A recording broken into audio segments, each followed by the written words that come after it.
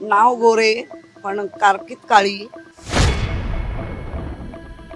तुझ्याकडे तर 4 वेळा तुला आमदारकी दिली, 3 वेळा तुला उपसभापती. तर तुझ्या मर्सिडीज कुठे आहेत त्या पहिलं दाखव. ते हा संताप आहे, हा आंदोलनाचा भाग नाहीये, हा संताप आहे. हा ज्या पद्धतीने ज्या बाईला बाळासाहेब असताना त्यांनी प्रवेश केलेला आहे, नाव गोरे पण कारकीत काळी, आणि ज्या बाईनी ज्या पद्धतीने आरोप केले आहेत, ह्या आमदार आहेत, उपसभापती आहेत. जे व्यासपीठ होतं ते काय राजकीय नव्हतं, तरी ह्या बरळले आहेत. ह्यानी सकाळपासून चहा कॉफी घेतलं होतं की अजून काय हे उत्तेजनार्थ काय घेतलं होतं, हा पण लोकांना आता प्रश्न पडलाय.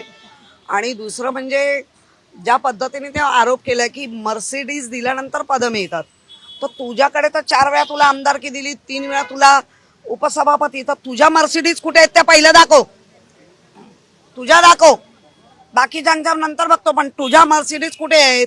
म्हणजे एखाद्या कोडाला तरी चांगलं वाटावं आणि मी काय बोलते असा जो आभास त्यांनी तयार केलाय, त्याच्यासाठी निषेध नाही हो, ह्यांना चपलेनी मारलं पाहिजे. त्यात लायकीच्या ध्या. आणि ह्यांना दरवेळेला मिळत गेलं, न मागता मिळत गेलं, त्याची ह्यांना चरबी आली. अशा पद्धतीचं स्टेटमेंट करण्यामागे काय मानसिकता असू शकते त्यांची? त्यांना आता पदाशिवाय ते राहू शकत नाही, माशासारख्या तळमळत आहेत. तर असं जेवढं उद्धवजींवर निगेटिव्ह बोलतील तेवढी ह्यांची बढोत्ती होते असं त्यांचा समज आहे. आता बढोत्ती माहित आहे की अजून काय होत आहे, कारण ह्यांचं पदोन्नती तर होत आहे, ही त्यांची घाणेरडी विकृती आहे.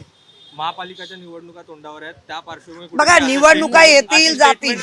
नाही नाही नाही नाही उद्धवजींना बघा ज्या पद्धतीने बदनाम केलं, तरी आम्ही खासदार केला काही नसताना, म्हणजे ना पक्ष आहे ना आमच्याकडे निशाणी आहे ना तुमच्यासारखा बक्कळ पैसा आहे, तरी निष्ठावंत सैनिकांनी खासदार निवडून आणले, तरी निष्ठावंत सैनिकांनी आमदार निवडून आणले.